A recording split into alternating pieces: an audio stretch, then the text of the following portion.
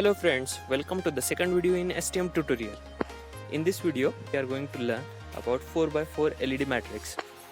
We are interfacing the 4x4 LED matrix so that we get to know about the GPIO functionality in more detail. First, open the Proteus software. Now, select STM controller from the device list and place it in sheet area. Now select the red LED and place it in sheet area. Let's edit the properties of LED. Double click on the red LED and select the model type as digital. The different color LEDs have different forward voltage. For consideration, we are going to set it to 1.2 volt.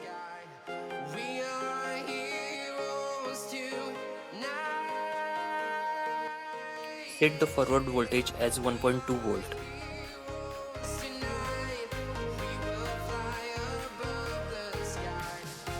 Right click on the red LED, copy it to the clipboard and paste from clipboard.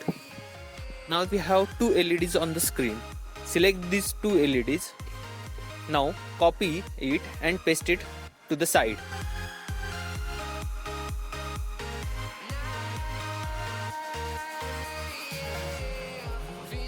Now select these four LEDs, copy it and paste it below. We have total 8 LEDs on the screen. Repeat this same procedure and we will have total 16 LEDs in 4 rows. Now we will connect these LEDs to STM controller. We will connect anode of all LEDs in strobe together. We will repeat this procedure for all rows.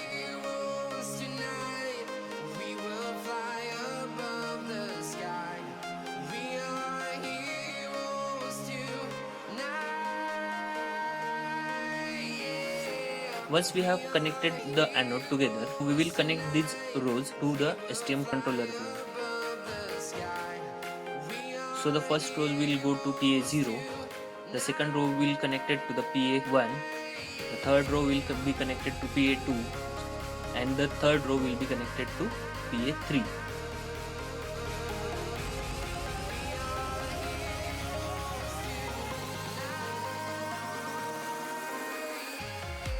Now that we have connected the rows, we have to connect the columns. So we will connect cathode of first column together.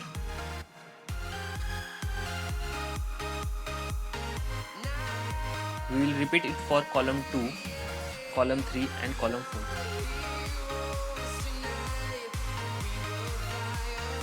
By making this, we will have access to individual LED.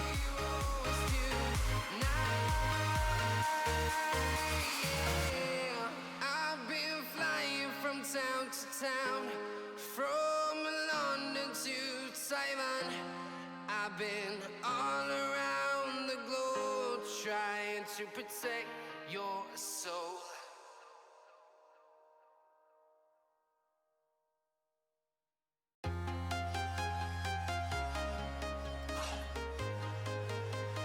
Now we will make this column connected to the pins of STM controller.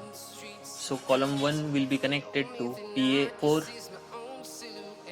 column 2 will be connected to PA5, column 3 will be connected to PA6 and column 4 will be connected to PA7. Once we have connected all the rows and columns to the STM controller, we will open STM32Cube software for setting the GPIO functionality of pins. Open the STM32Cube, select the STM32F103C6. We have already set the PA port as GPIO output. You can set it by clicking on the pin and selecting the GPIO output. Now we will go to Project Manager and select the toolchain as MDK ARM IDE. Give the project name and select the project location. Once you have done that, click on Generate Code and the project kill ID will open for code editing. Once the kill ID opens, select Go to Application and User, double click on main file, so the main file will open. Here in the main file we will edit the code for accessing the 4x4 LED matrix.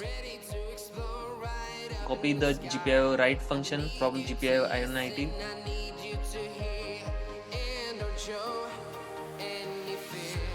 Paste it in a while loop. Flying from town to town, from London to Taiwan. I've been all around the globe trying to protect your soul. We are heroes tonight. We will fly above the sky. We are heroes tonight. Now, to access the LEDs in first row, we will set GPIO 0 to output functionality. So here we will write GPIO pin 0 as set. We will be giving the voltage to row 1.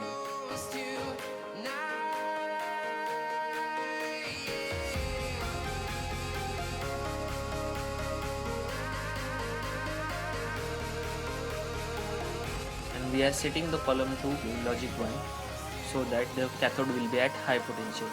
To access the LED, we have to set the column to logic 0 so the current can flow from the LED and the LED will glow.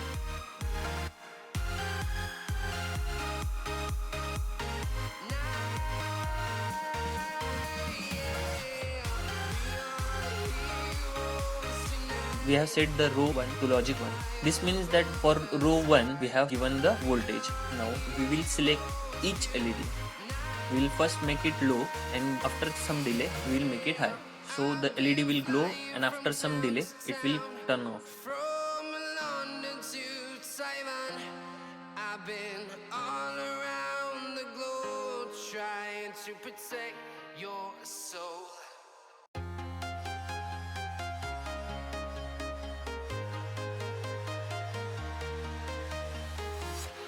I'm walking alone, the streets are empty. The only thing I can see is my own silhouette.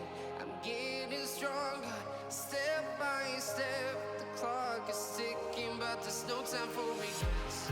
I've been flying from town to town, from London to After turning off the first LED, we will make the second column low so that LED 2 will glow. to protect your soul. We will again give delay and we will again set the pin functionality to high so that the second LED will turn off. Now we will copy these functions and we will repeat the procedure for LED 3 and LED 4. Now once all the LEDs in row 1 are blink or turn on and off, we will go to second row. So for that we are going to set the first row to logic level 0. So we will write the GPIO pin functionality to logic level 0.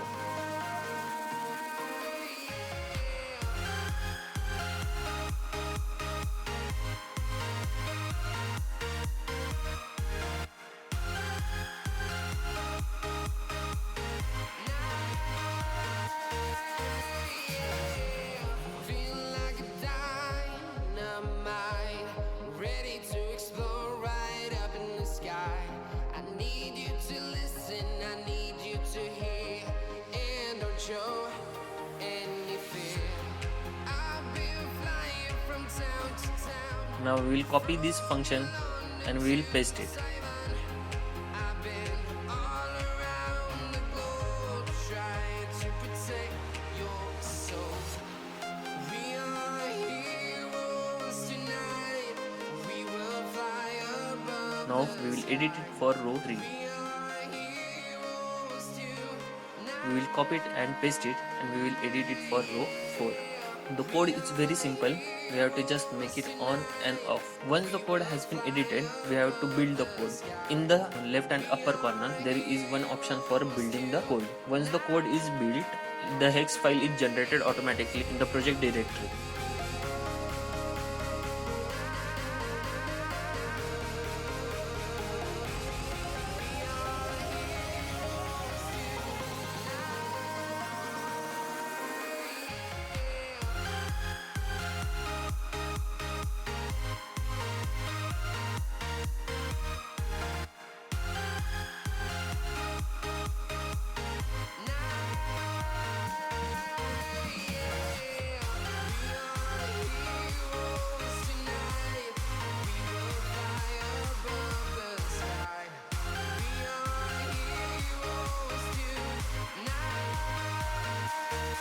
Open the Proteus software.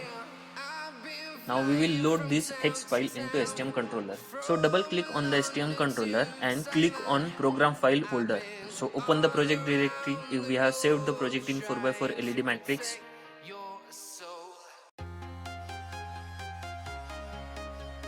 We will go in folder directory LED matrix.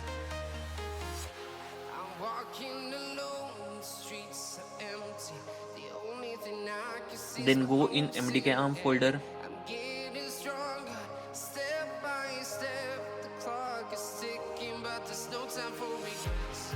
Double click on LED matrix to find the hex file.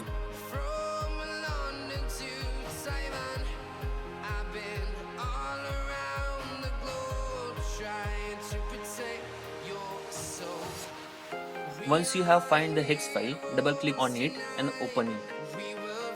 It will load the hex file into STM controller. Once the hex file is loaded into STM controller, click on OK. Now that we have loaded the hex file into STM controller, let's run the simulation. So as you can see that each LED in a row is sequentially glowing. We have written the code like that. You can edit the code as you like and glow any LED in any fashion. For that you have to make that row high and the respective column as low so that the current will flow from the LED.